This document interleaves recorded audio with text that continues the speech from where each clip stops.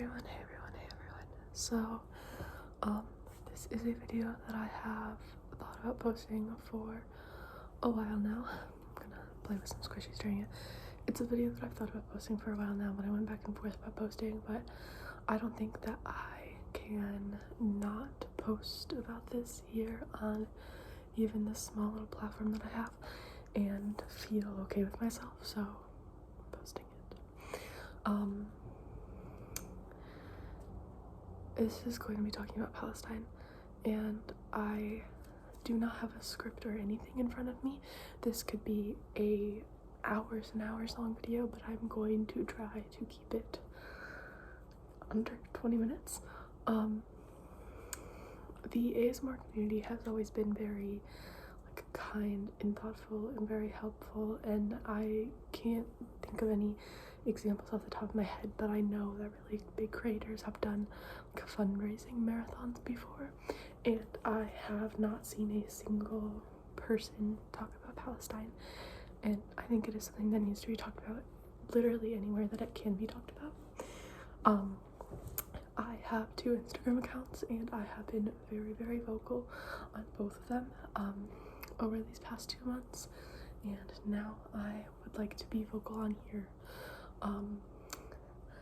Unless people have a whole bunch of questions, there's not really I'm not gonna make multiple videos about it unless the people have a lot of questions that I can answer. But yeah, I'm not a historian, I'm not even in school, I don't have a degree in anything, but I am a human being who cares about other human beings and want to do everything that is in my power to do to stop the ruthless murdering of the genocide that is going on in Palestine from the Israeli government.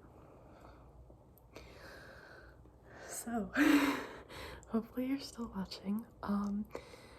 I don't know what you have seen. I don't know what you know. I don't know anything about that.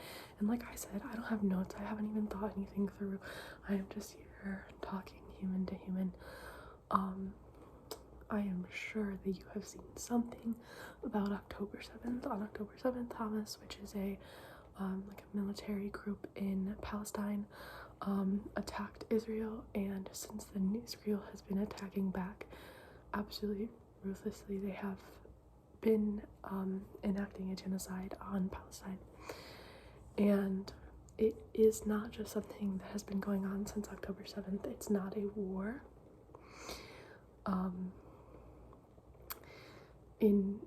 I don't know dates, I'm really bad with them, but in the late 1940s, when Israel became a state, which most countries still have not recognized, they started displacing Palestinians from their indigenous homeland of historic Palestine, and I think that is what Palestine's referred to as the Nakba, NAKBA, if you want to look up more about it.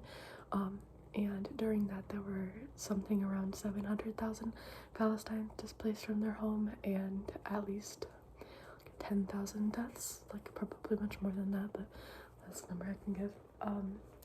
This candle is scaring me.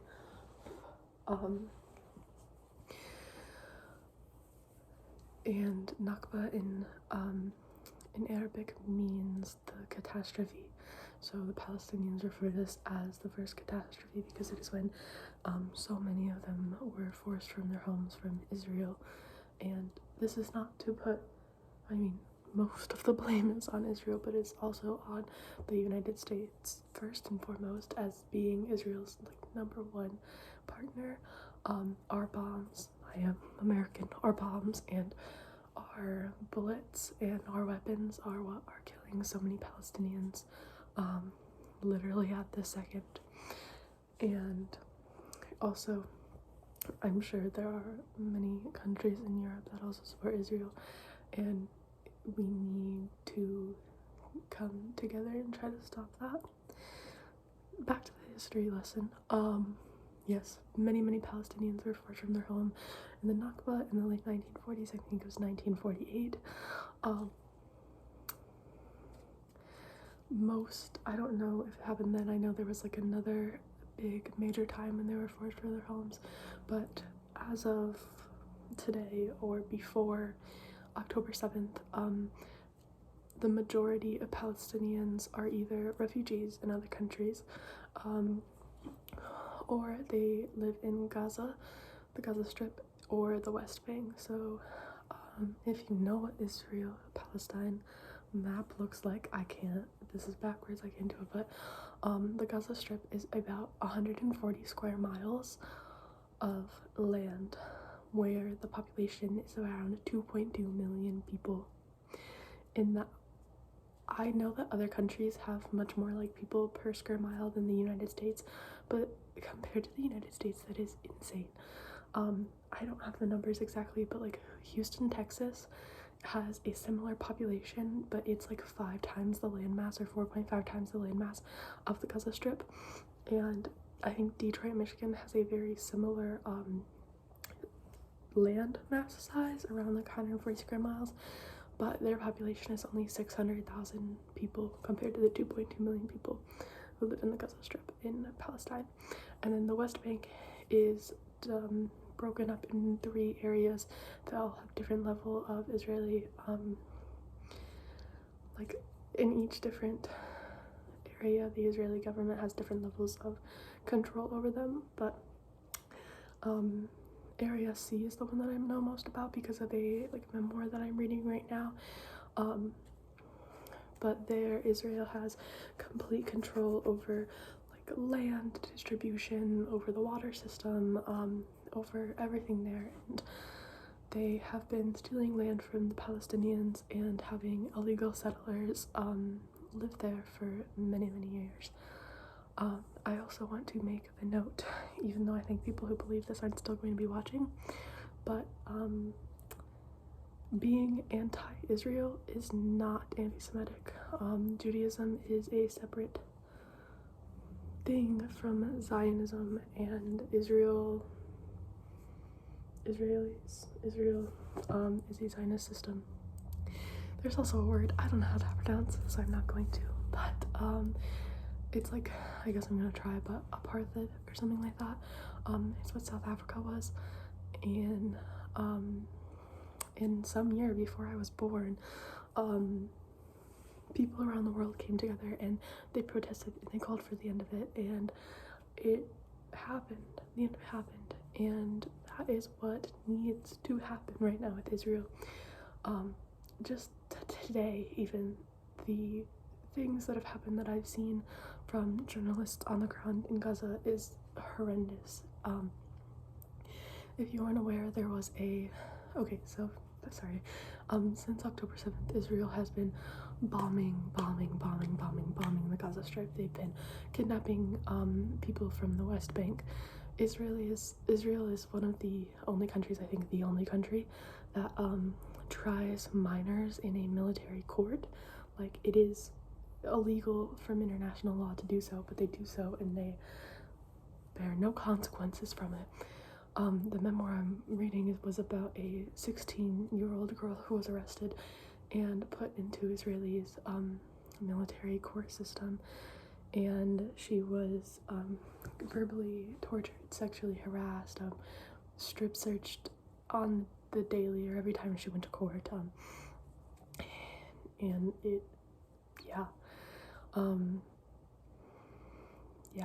she was also just her name, I'm going to try my best to pronounce it correctly, Ahed Tamimi, she was also kidnapped, arrested again just a few weeks ago or a few months ago, and was released just a few days ago, which is why I'm reading her memoir. But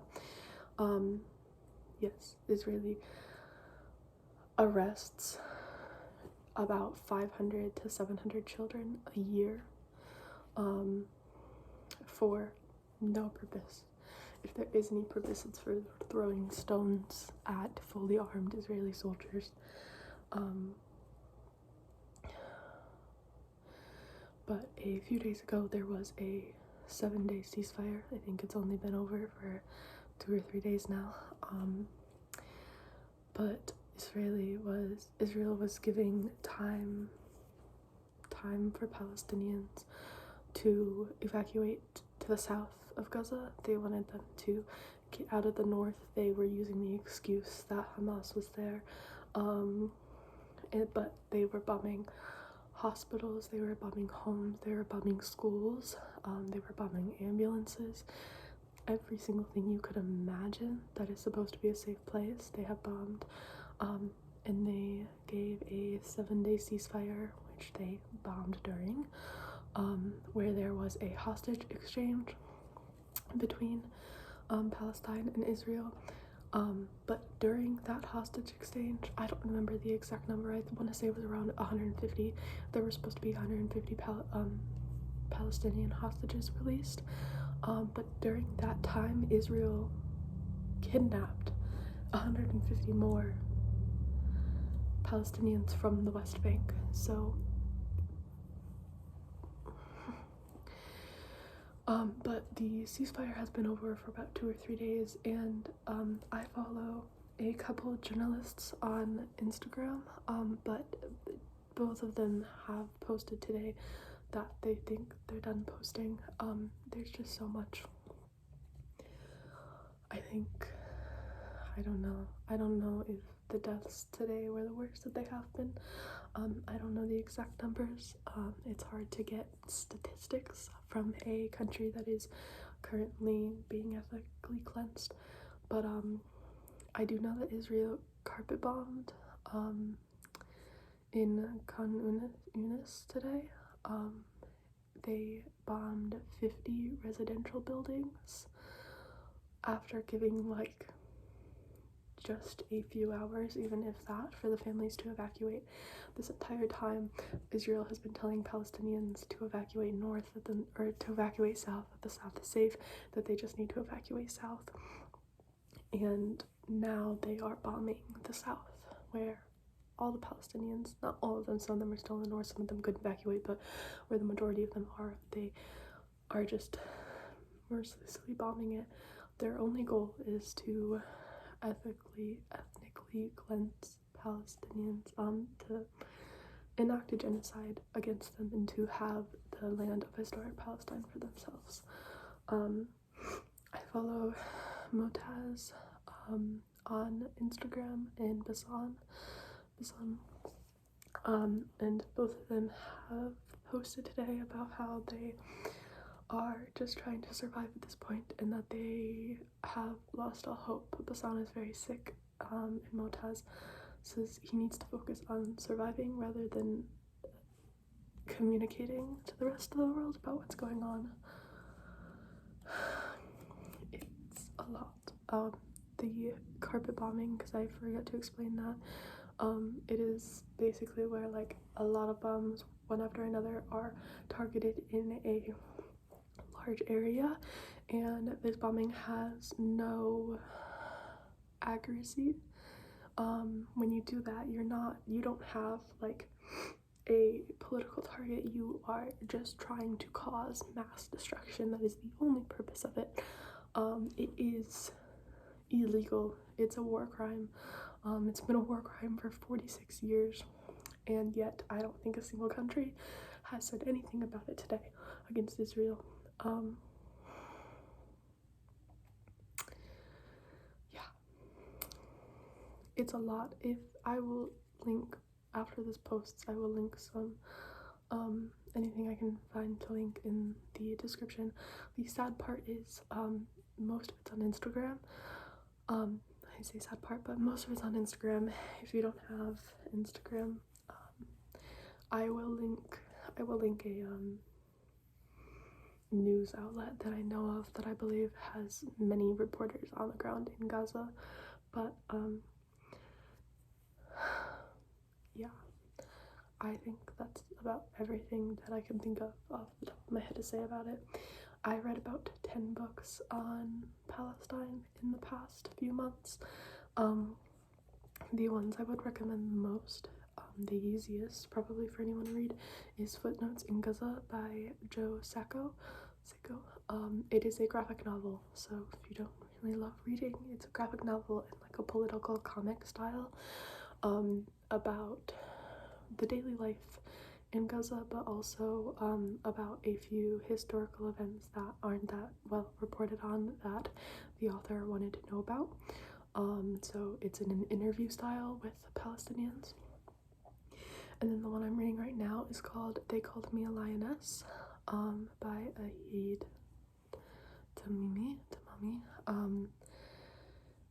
and it is a memoir type of book about her childhood in the West Bank and her life now, and she's the one I was telling you about who was imprisoned at the age of 16.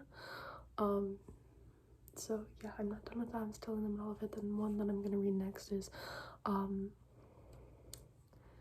I actually don't know what I'm gonna read next yet, but another book I would recommend is 10 Myths About Israel by Ilan Pappé.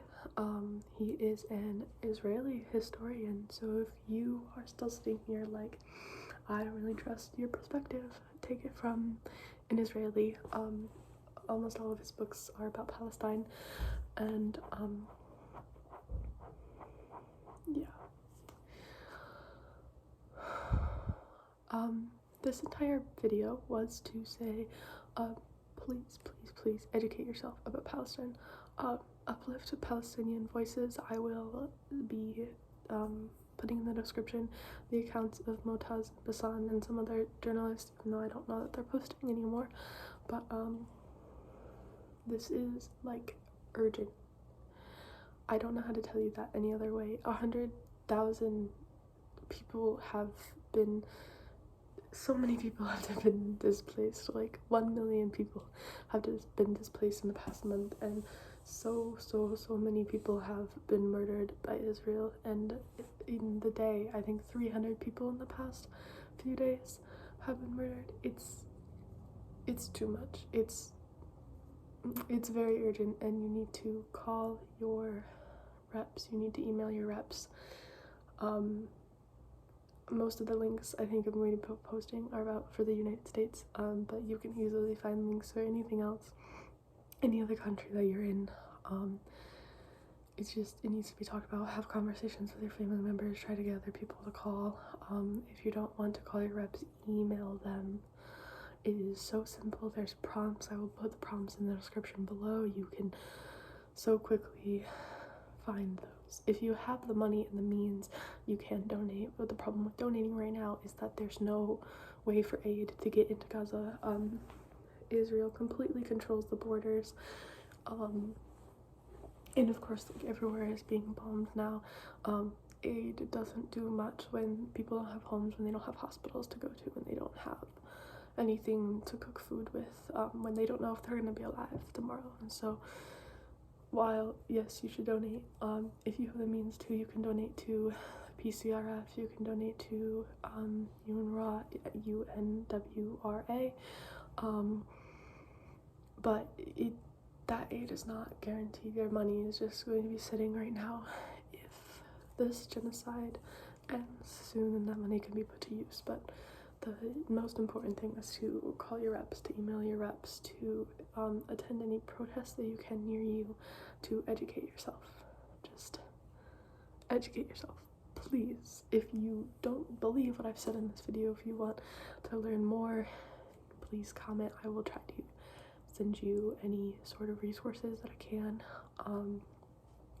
I am actively educating myself on this, and I am trying to talk about it in the best way that I can. I'm trying to do everything that I can to help these people who just want to live. So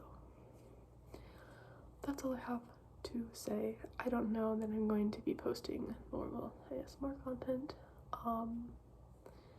for a few weeks. I am very focused on just reading and educating, and I am putting a lot of time forward thinking about Palestine. So that is where my thoughts are at. That's where my I can't think of the word, but that's where my energy is going right now. So yeah, if you have watched to the end, I love you. Thank you. I hope you have a good night. I hope you're safe and sound in your home, and I hope you're very grateful about having your family members next to you, or having a roof over your head, having food just be so grateful if you are in a safe place right now.